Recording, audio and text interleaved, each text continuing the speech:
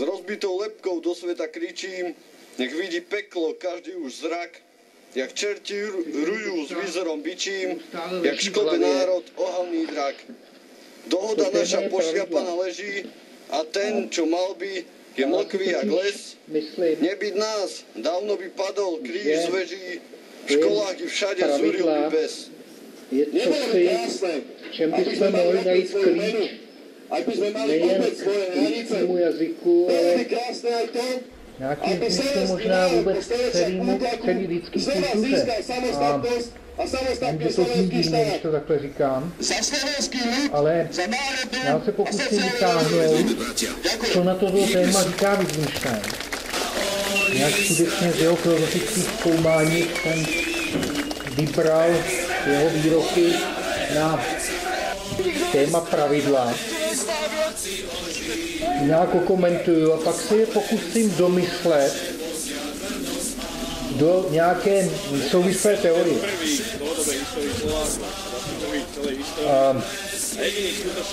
Samozřejmě, že to domyšlení už nebude ve všech ohledech Wittgensteinovské, protože Wittgenstein samozřejmě by jistě s nějakým domýšlením nesouhlasil, takže to už samozřejmě... Protože kdykoliv řeknete nový, už jste moderní.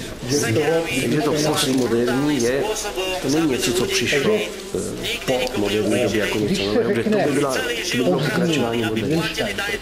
Postmoderní je, to jsou jakési rozvaliny té modernosti.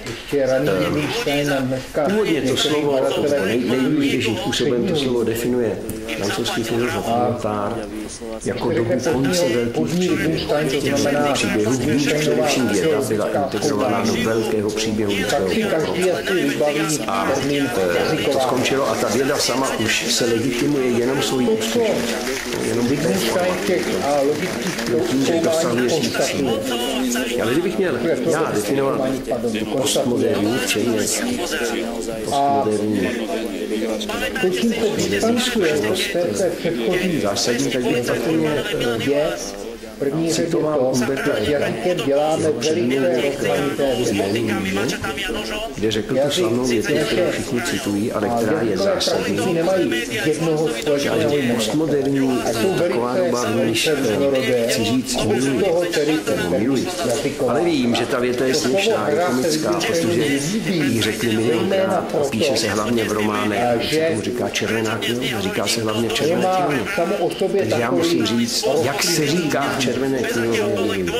Že ten člověk musí jakoby být si vědom toho, že ta věta už tu byla, že se neustále.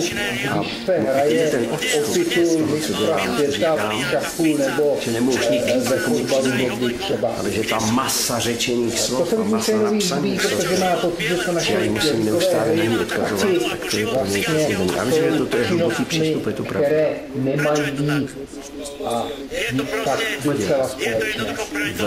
V té české sebedefinici stát nebyla to ústava stát, která byla to právě toto národovectví, to české. Interpreti Wittgensteina a mají pocit, že to je vlastně ten vrchol toho Wittgensteina. Chcete vyslovit to vždy předsedkyní, že už po čtvrté se já si myslím, že když se to konference, což už je tradice v té dnešní době, tak kdy ono to takhle úplně není. Svatomártinské víno stačily 2 roky, aby to byla tradice. Něco, co vůbec neexistovalo nikdy v našem horizontu historickém. 4 roky to je důležité. Myslím, že to obohatilo naše vnímání vztahu mezi společností a právem. Že ty jazykové hry mají všechny něco společného. Tak vlastně v průběhu celých těch filozofických zkoumání opakovaně zkoumá určité věci, které jsou pro naše jazykové hry charakteristické a které v jistém smyslu z nich skutečně dělají jazykové hry. A jedna podstatná věc, kterou se tam Wittgenstein zabývá, kterou opakovaně tvrdí, je že v našich jazykových hrajou jakousi zásadně podstatnou roli pravidla. maximize the possibilities for this fundamental human characteristic to be realized. That means trying to overcome the elements of repression and oppression and destruction and coercion that exist in any existing society, ours, for example, as a historical residue. Now, a federated, decentralized system of free association incorporating economic as well as social institutions would be the way of anarcho-syndicalism. And it seems to me that it is the appropriate form of social organization for an advanced technological society in which human beings do not have to be forced into position of tools, with cogs in the machine, in which the creative urge, that I think is intrinsic to human nature, will in fact be able to realize itself in Je suis dans ma démarche beaucoup moins avancée, je dirais, beaucoup moins loin que M. Chomsky. C'est-à-dire que j'avoue n'être pas capable de définir, ni à plus forte raison de proposer un modèle de fonctionnement social idéal pour notre société scientifique ou technologique. En revanche, une des tâches qui me paraît urgente, immédiate, avant même toute autre chose, c'est celle-ci. On a l'habitude, du moins dans notre société européenne, de considérer que le pouvoir, il est localisé entre les mains du gouvernement et il s'exerce par un certain nombre d'institutions bien particulières qui sont l'administration, en France on appelle ça préfectorale, l'administration, la police, l'armée. Il fait que toutes ces institutions-là sont faites pour transmettre les ordres, les faire appliquer et punir les gens qui n'obéissent pas.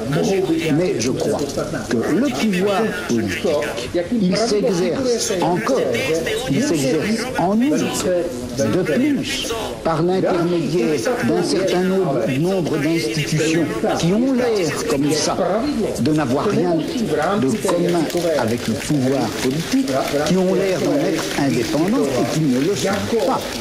On sait bien que l'université, d'une façon générale, tout le système scolaire, qui en apparence est fait simplement pour distribuer le savoir, on sait que cet appareil scolaire est fait pour maintenir au pouvoir une certaine classe sociale et exclure des instruments du pouvoir toute une autre classe sociale. Quelque chose comme la psychiatrie, qui en apparence aussi n'est destinée qu'au bien de l'humanité et à la connaissance des psychiatres, la psychiatrie est encore d'une certaine manière de faire peser un pouvoir politique sur un groupe social, la justice également. Bon, et il me semble que la tâche politique actuelle dans une société comme la nôtre, c'est de critiquer le jeu des institutions apparemment les plus neutres et les plus indépendantes, de les critiquer, de l'attaquer de telle manière que la violence politique qui s'exerçait obscurément en eux surgissent et pour qu'on puisse lutter contre elles. À vouloir tout de suite, enfin si on cherche tout de suite à donner le profil et la formule de la société future sans avoir bien fait la critique de tous les rapports de violence politique qui s'exercent dans notre société, on risque de les laisser se reconstituer, même à travers des formes aussi.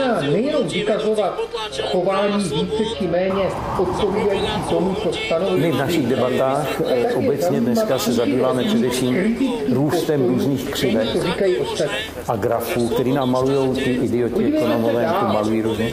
A my o tom diskutujeme, jako kdyby zahradníkův syn idiot nám položil na stůl ty věci a my teďka popisujeme na těch stránkách. A ta naléhavost třeba ekologické krize je tak evidentní, ta rostoucí nežitelnost našich měst, která je tak evidentní, ta obrovská nákladnost mobility, která je spojena s automobilem. To všechno je tak evidentní, že je třeba ty křivky smít ze stolu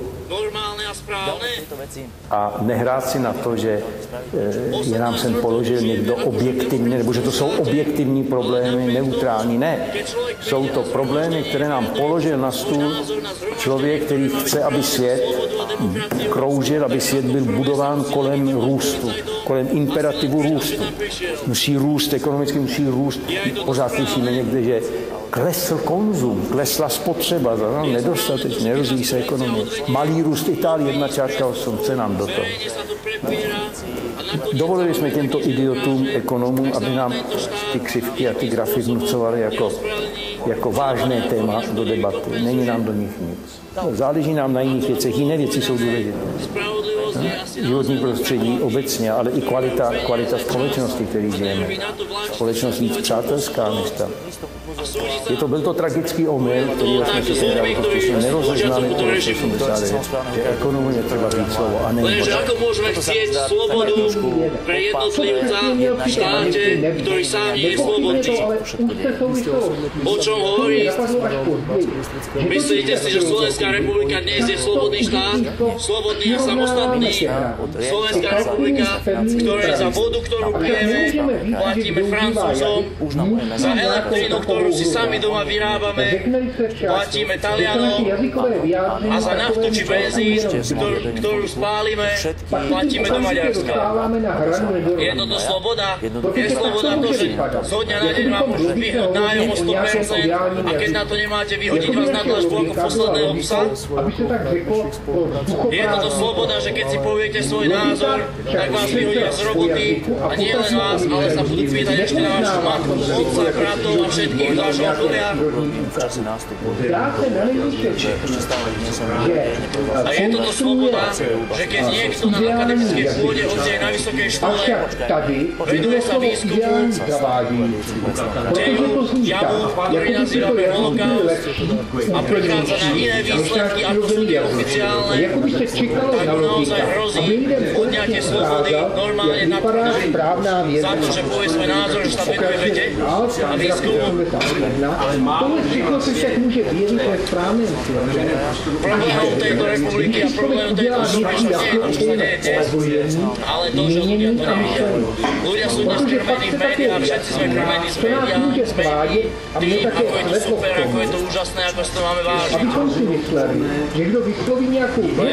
Ak sa ľudia nezobria teraz, ak si my všetci neotvoríme oči, tak môže byť neskoro. Teraz si od vás pýtajú občiansky za to, že tam prídete, potom si od vás budú pýtať občiansky za to, že tam neprídete a nakoniec si od vás budú pýtať občiansky za to, že ste a že vôbec o to chcete.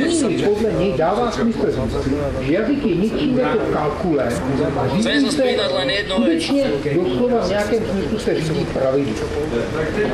Tí, ktorí študovali v 89. Krúčovi a sú niektorí z nich aj tu dnes medzi nami, naozaj ľudia majú pocit, že sa dačo zmenilo, že tá vláda, ktorá predtým slúžila Moskve, neslúži slovenskému národu,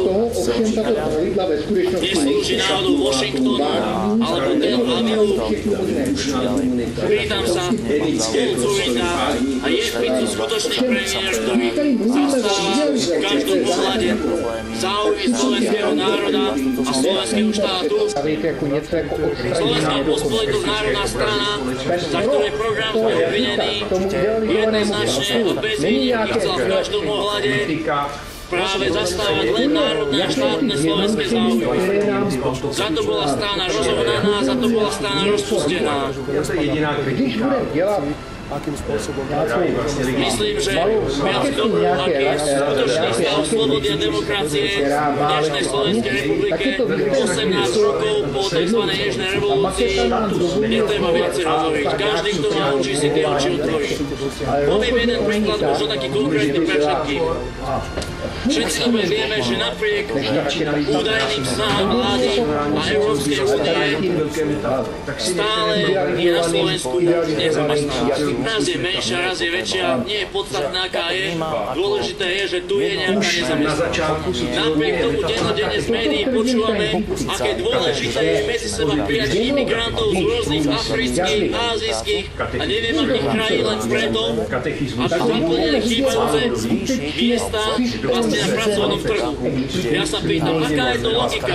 Volať sa chce ľudí pracovať, keď my sami naši ľudia nemajú prácu. O čo ide tejto vláde?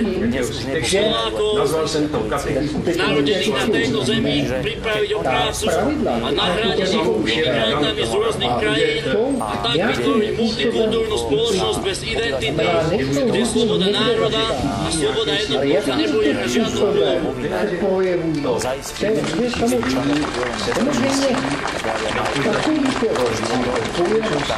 V ústave Slovenskej republiky je článok, ktorý hovorí o tom, že ak dochádza k narušeniu slobody, má človek povinnosť podľa ústavy postaviť sa proti všetkým, ktorí obmedzujú slobodu a vytvárajú nedemokratický režim v tomto štáte. Pýtam sa, nezdá sa vám, že pomaličky nastáva tá chvíľa, kedy príde čas na využitie svojho ústavného práva, postaviť sa na odpor voči všetkým, ktorí sa nám snažia zobrať posledné zvyšky našej slobody? Je nás tu dnes nie veľa. Možno nás tu mohlo byť viac. Ale aj tých pár ľudí, čo sa tu dnes zišlo, môže ísť ďalej a rozprávať o tom, ako to naozaj je, že je čas na to, aby sú ľudia otvorili oči, nepokladali sa všetkým v krčme, ale nebali sa výjsť do ulic, na ulici povedať, čo si myslia, povedať to pred úradom vlády, povedať to pred parlamentom, povedať to policajtom, povedať to komukoľvek, kto musí znásilniť ich práva a ich slobodu.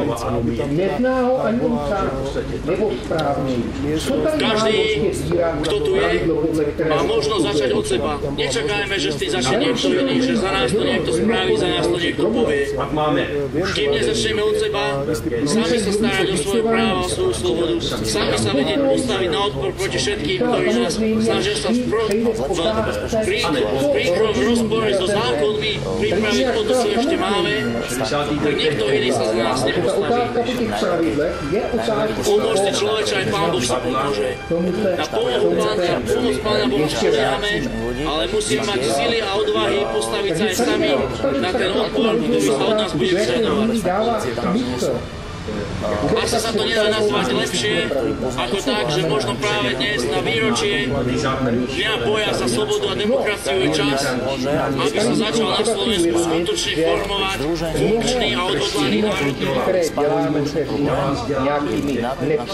Myslím, že to není samo o sobě takový problém.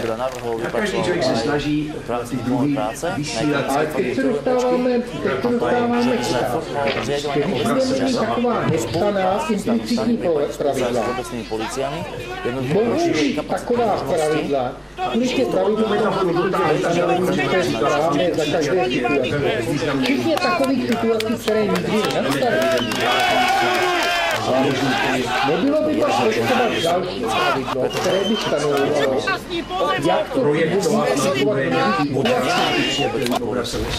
když jsem teď poukazuje na to, že pravidlo, které by mělo v každé situaci jednoznačně stanovit, to je správné, by vyžadovalo další pravidlo, které by stanovovaly, a jak se má to první právně používat, to si vedlo k nekonečnému regresu. Takže tie všetky dneska prevedenia, zastrašovania, odklánenia dopravy, ukladá sa absolútne účelové opatrenia polície, vykonávajú na politickú objednávku pozemky, ktorí sú spolumajiteľmi na katastri a trvalo práv na ten porast. To znamená žiadne stavby, žiadne kastrče, nič tam nemá byť. Superbibliotejky, nech si vyhodia, nech vytočí. To ale neznamená, že si můžeme nějaký můžu si docela dobře představit, že někdo pokaždé, když otevírá dveře svého domova, pohybuje, jestli to ani neotevřela proto, ujišťuje to, když to dveří to ale představit, pochyboval já. Áno, ale vy hovoríte teraz, že ľudia nie sú s menším počtom trestných policajtov efektívne vykonávať ochranu života, zdravia, majetku obyvateľov obce, prípadne obyvateľov viacej obcí. Dobrovoľníci, viete, tam tiež treba asi rozlišovať. Viem si predstaviť, že v obciach, ktoré sú exponované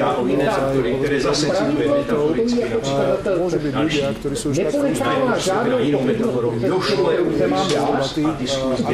takýto človek môže kompetenciu zneužiť, môže naozaj si uzurpovať právomoci, aké právomoci by mali ozbrojené tie obecné čo by mali konkrétne robiť, ak uvidia nejaký trestný čin, komu budú telefonovať, akým spôsobom na ňu upozorniť. Prečo hneď hovoríte o tom, že nejaká chuť udierať, byť? Viete, to už je... prešli všetky tie kraje a poznáme tam tú situáciu. Tí ľudia sú naozaj nahnevaní a stačí niekedy málo, aby to prešlo do istých extrémov. Áno, ale vy hovoríte teraz, ako keby tí ľudia boli na vine. Tí ľudia nie sú na vine. Ja som sa pýtal, ako budete vyberať do tých obecných krajín. Áno, netreba to takto hneď do toho vnášať nejaké takéto emócie, lebo to nie je o emóciách. To je o tom, že keby som tu z Bratislavy z vášho štúdia vybral jedného človeka a povedal mu, poď bývať do Jelšavy, tak neverím tomu, že by sa tu taký našiel. Viete, to je o tom. A je to o tom, že ľudia sú, a nie, že ľudia sú zúfali. Tam je proste zúfalstvo. Áno, konkrétne, nechajte ma dohovoriť. Toto explicitní pravidlo použiť, tak mu musíme rozumět. V našom štáte, co to znamená rozumět? Představitelé ministerstva musíme vědět, jak to symbol správně interpretovat. Jinými slovy, musíme znát pravidla pro jeho interpretaci. Znamená, kdybychom předpokládali, že všechna pravidla jsou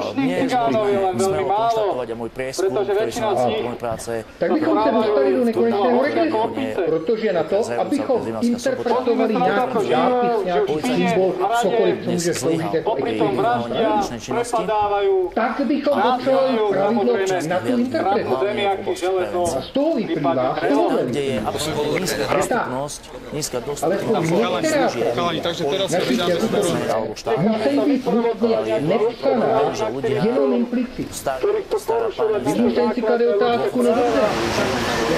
Jestliže je něco implicitní té naší jazykové hře, tak to vlastně funguje jenom v médiu té hry. Je to těch situací, kde se ta hra fakticky hraje.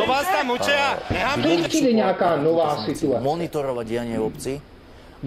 Tým pádom automaticky znižovať kriminalitu, lebo to už môže potvrdiť ten policajt, že tam, kde raz za čas vidia aspoň toho policajta, či už pešo, alebo aspoň v aute, tak je tá kriminalita nižšia ako tam, kde sa zase za celý čas týždeň nikto neukáže. Ale policajt má uniformu, policajt... Zakladáme občianske združenie ohrožení, ktoré by evidovalo konzultovať bojovať proti skutočnému rasizmu.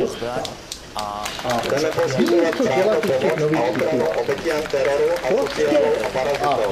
Cigánský teror stúpa a stáva sa drastičnejší, aby sme sa na bestie, ktoré sa stáva pred ničím. Sú to bestie parazitov na našej bezpečnosti. No my nie sme bezpeční, my nie sme ľahostajní. Či sa mýlim? Jezerek a možných, na ktorá sa tak když už se říkám pravidlem, tak to je pravidlem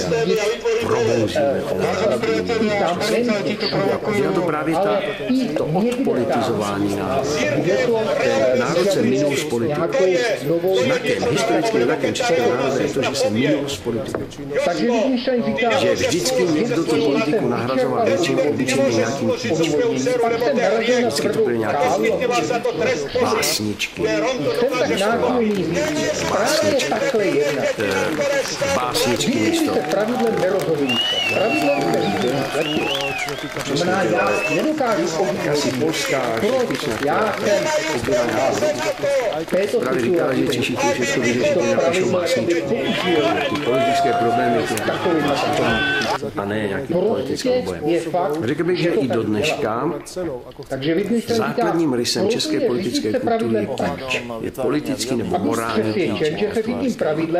Takže místo politické opozice. Proto se také člověk nemůže řídit privatně, neboť jinak by bylo přesvědčení. Je opozice nebo politická opozice je nahrazena opozicí vůči. Politika je něco ošklivého, že politika to jsou když tam my máme tu naši českou slušní lidé proti politice.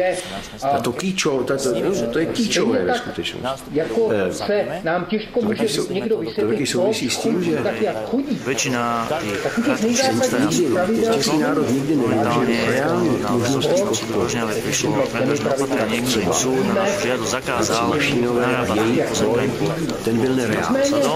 Čiže sme zabrali prvý taký malý mohli sme mohli ten právny stav, ktorý tam je, pretože dnes právny stav hovorí jednoznačne. Sú to trvalé právne prasty, to znamená lúkacie. A tie stavby sú tam postavené ako čierne a neoprávnené, nelegálne a neoprávnené, čiže úplne komplet čierne stavby.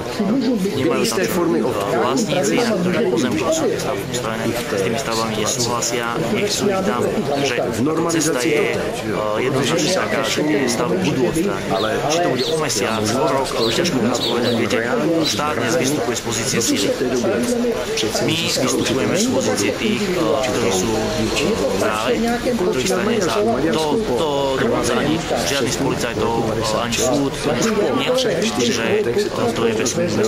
Ale uvidíme, dokedy tu bude štát baviť nám z pozície síly brániť v tom, aby sme sa toho v Česku ne, no, ja som povedal, by som tak, ja som že okolo tu 600 ľudia si pripomenuli ani ti umělci čiže nezabudlo sa na to a to bolo nejakým spôsobom dať podnieť, aby sa smutno dalo si zabudnúť na vec. A druhá vec, pripomenul to, že vláda veľa rozprávala o cigánskej reforme, ale tá reforma zostala nič sa nedeje, nič sa nezlepšilo, nič sa nezmenilo a takýmito stretnutiami, čo je zatiaľ naša jediná možnosť, sa snažíme nejakým spôsobom podnietiť vládu tomu, aby konečne začali konať. To znamená, že zítra v práci, až budou tebe chtít propustit z práce, protože tak já tomu budu klást odpor a bude tomu klást odpor odborová organizace, která ty možnosti měla. Právě to, český národ se minul potom, ako sme sa tu 30. septembra minulý rok zišli, že je nevyhnutné a akutné spustiť takzvanú cigánsku reformu. Že majú prichystané všetky možné legislatívne podklady na to, aby skutočne efektívna cigánska reforma vstúpila do praxe. 10. marca 2013. Ale dokázali rok vypálenia hradu, pol roka nášho stretnutia 30. septembra. partizánskou válku. Pol roka odtedy, ako predstavitelia vlády, predstavitelia dokonca aj iných politických strán, ako je vládne, Matovič, rozprávali o tom, že tá cigánska reforma je na spadnutie, že oni spravia všetko preto, aby tá diskriminácia slušných ľudí prestala, aby to tu nebodaj nechytili do rúk nejaké extrémisti. A pozrieme sa dnes, aká je situácia. A toto nikdy v Českém národě symbolický historik Jan Tesař v roce 69 vydával časopisu Dějiny a současnost právě analýzu tému. Čo spravili preto, aby neboli paraziti zvýhodňovaní na úkor slušných ľudí. Víme dobře, s jakým to napsala cílem, ale rozprávajú o úkolu. Ľudia im žiaľ veria, hoci sami vidia, že vláda ani títo politici nerobia a nikdy v tejto veci pre nich nič ani neurobia. Neříkám, že by to nebyli lidé, kteří nakonec je psovali, ale dále celý národ. Nechceme nič iné, nechceme nikoho diskriminovať, nikoho nevyhodňovať, prenasledovať, nikoho posielať do žiadnych prírodov. My chceme len jedno, nech národ na Slovensku začne platiť pre všetkých rovnako. Aby sa viac ani policajti nepozerali na to, že či zasahujú proti nielen Lukášu alebo Maďarovi, alebo či zasahujú proti Cigánom. Ako je možné, že kolem nějakého důstojníka zazvedli zpátky do toho, čekám na konec ty fronty. A ty lidi vidíte, jako by přijali, že nejdřív jako se tváří, a pak už to přijede jako samozřejmost, kterou se v České národě přijímá diskriminace, je nepůjde. Nakonec to přijíme, tak toho člověka tak ho přestanou zdravit. Vyhodili ho z práce, kde v roce 68 byl někde pracoval, práce, ale pak ho přestanou zdravit. Já považuji za, nevím jak odpovědět, není to jenom strach, a byl to ten nedostatek, který asi výsledkem toho strachu, je to ten nedostatek té reálné svobody.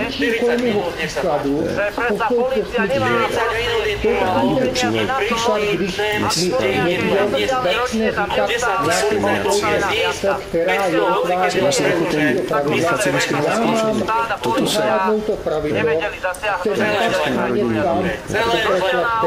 tento typ konkrétní reálné solidarity. Snad to byl ten strach, který tu společnost je strach z nás dělají způsobek člověka samého. Možná strach právě společnost ničí v tom, že nás rozhoduje. V české společnosti by vždycky nejúčinnější nástrojem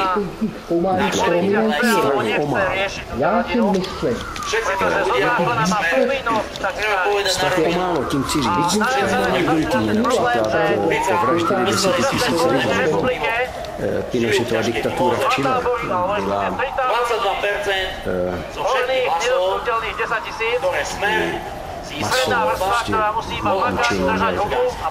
za normalizace nic takového nehrozilo, že za 50 000 lidí popravili, kde matky schodili z vrtulníků a děti rozdali. To se to stalo. A Argentina do dneška probíhají procesy, děti objevují vlastně. Taková to krutost, takový to strach. Strach něčeho takového, že je matku, která hrůzou z toho, že jí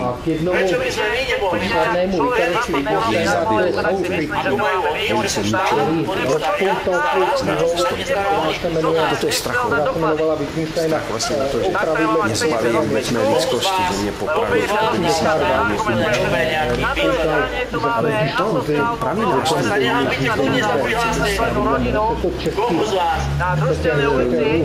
pomín nešpatný, že mě propuštějí z práce, nebo že nebudu moc přijímat, že podepíšu antichartu, nebo že nebudu moc hrát, zahraju od vábe, abych mohl hrát pak ještě nic jiného. Je to strachomá, strachu to, že nebudu moc být herce, no tak nebudu herce. Nebudu ten rozvednut, či nebudu strach pomálo, nejsilnější strach,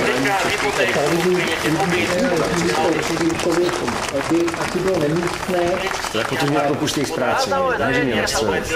Karagoce nemuseli jistě bát, že ho zastřelit kobylistí, když nepodepíše. Nehrozilo. Nechat se zastřelit, to už je něco jiného. Český dějinář byla spousta hrdinů. Ale to je něco jiného. To, co je devastuje, je způsob, který vláda vždycky využívá strachu.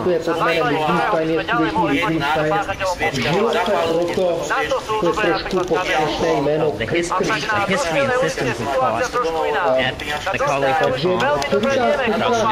is the most prestigious academic institution in France. It's all very paradoxical, since Michel Foucault, although certain prestige, is not at all ordinary science academic. He is suspicious of all the official titles, associated with academia.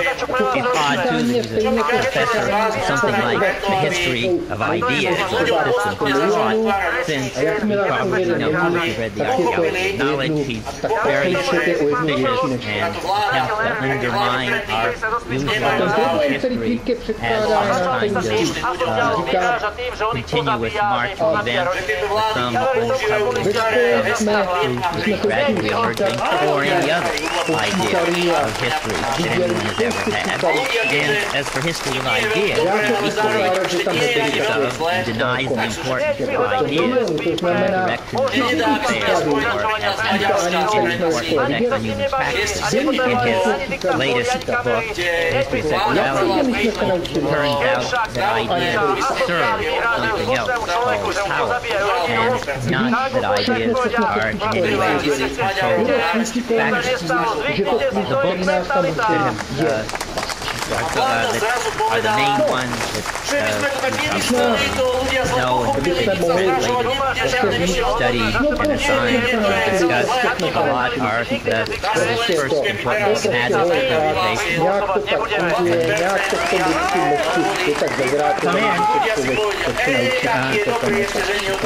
after that, the birth of the clinic.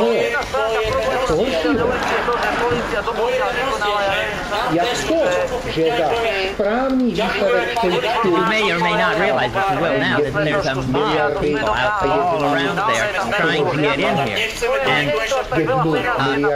Michel Foucault has made the suggestion, by the way. He says this is a very technical lecture and difficult, and I think he wants to imply boring. And he suggests that it would be better for everyone to leave now and to leave bit by bit during the lecture. Or perhaps listen in shifts. You could listen for, say, half an hour till you're bored, and then the other 8 people come in the second half. But I guess we'll just have to go ahead and get enjoyed. After the order of things comes the archaeology. So on the hook of methodological reflection of what he's done up to that. Then there's a 6-year hiatus.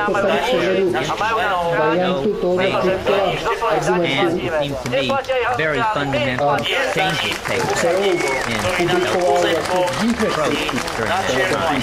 And finally, during that period, he published 2 more books later, Discipline for the Clinic, and the latest book available around the second volume, 7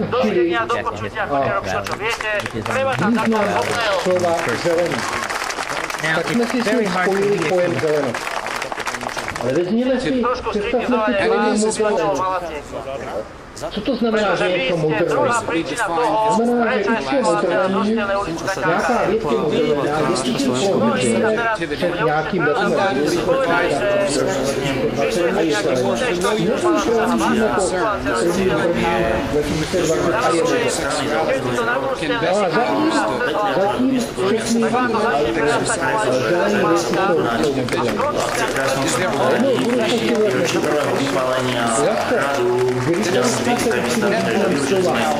Jednou budoucnosti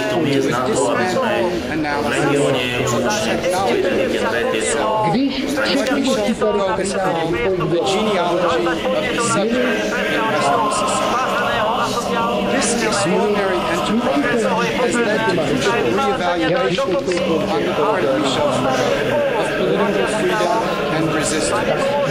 If we are acted upon most effectively by power relations internal to our own sense of ourselves, then the resistance to power must perhaps take the form, ultimately, of an unprecedented, non-ascetic, perhaps anarchic form of self-repudiation.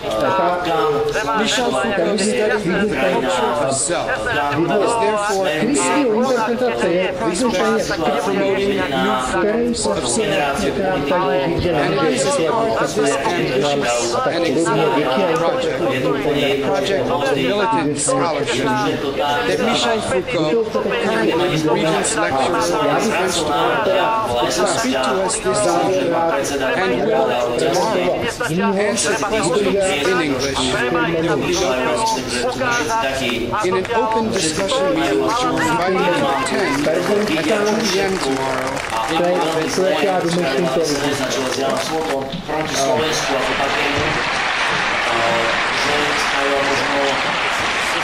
Vycházím z toho, co jsem vám tady z toho Wittgensteina citoval a uvažuji o paralelách mezi zvykovou hrou a takovou hrou, jako jsou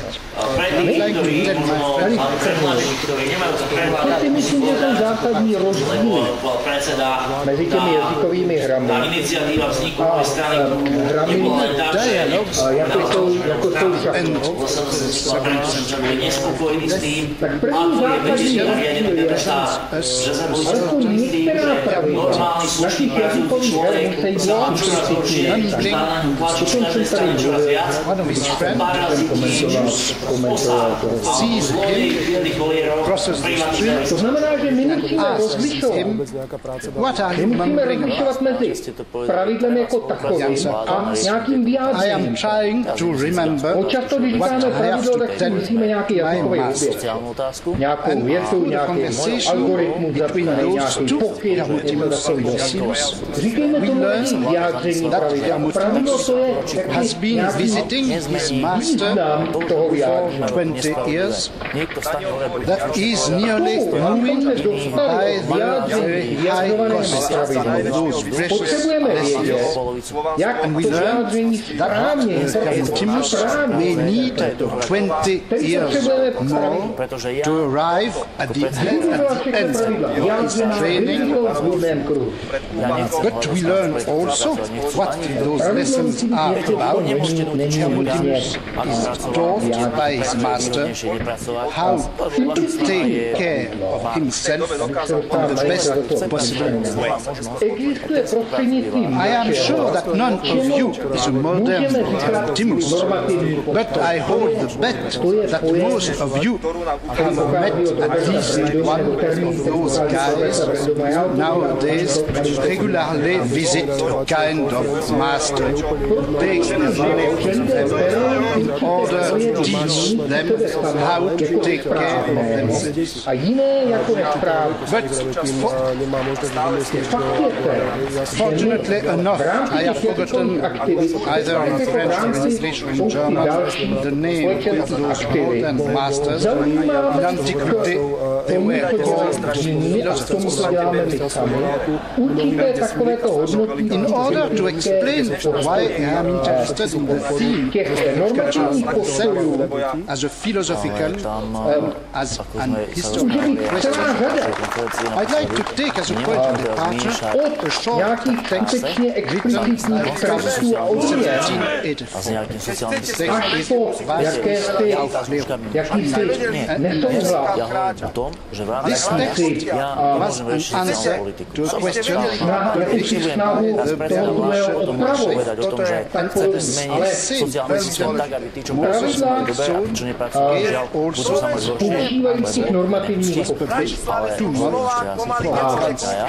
na rozdíl od těch šachů, kde pravidla jsou všechna dána explicitně, máme nějakou knížku jménem pravidla šachu, zní ta pravidla všechna jsou.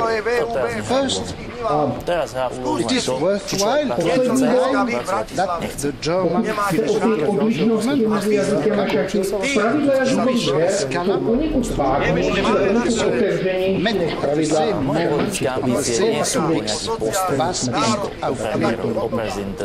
this also worthwhile attention to the jazykem a něčím takovým jako Když jsme si ale vědomi těchto zásadních rozdílů, můžeme vidět jistou neméně podstatnou paralelu mezi jazykem ta jedna věc, kterou podle mě musíme vidět,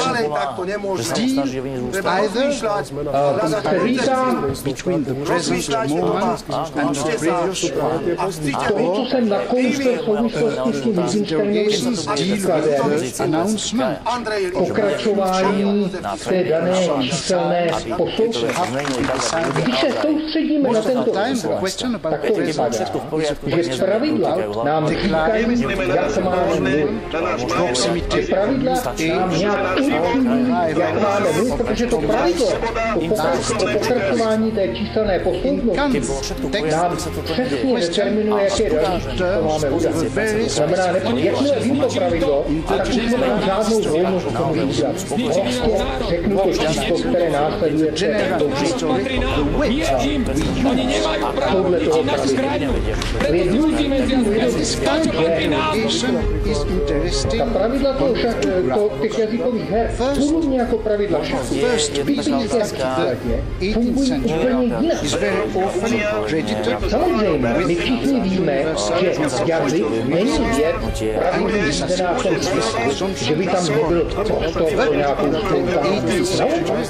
Jazyk je samozřejmě do velké míry spontánní, buřlivá a nepředvídatelná aktivita. Ale co tam dělají? Pravidla je to, že tuto činnost určitým způsobem omezují.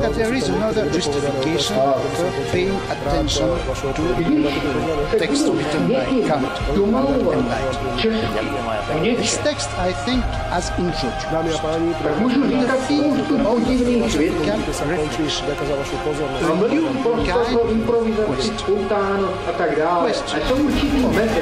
Když na něj začnou mluvit plně, nebo jenom jako říkat, tak pravděpodobně. To přestane být dovolná.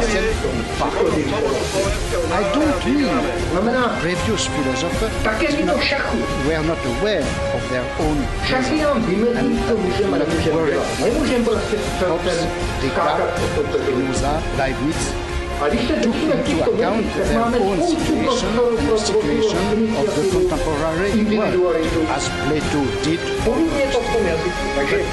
Descartes, the failure of several so-called sciences, Hobbes, the situation of England, or Leibniz, debates and quarrels were reasons for them to intervene and change something in such a situation. Já mám pocit, že tohle si můžeme představit zhruba tak, že ta pravidla jsou něco jako prostě stěny obydlí. Stěny nějakého našeho domu nás výrazně omezují. Brání nás v tom, aby jsme chodili určitými směry. Když na to nedbáme, tak si rozbijeme nos. A tohle, že nás omezí, výrazně omezí. Že by nám neponechávali žádnou svobodu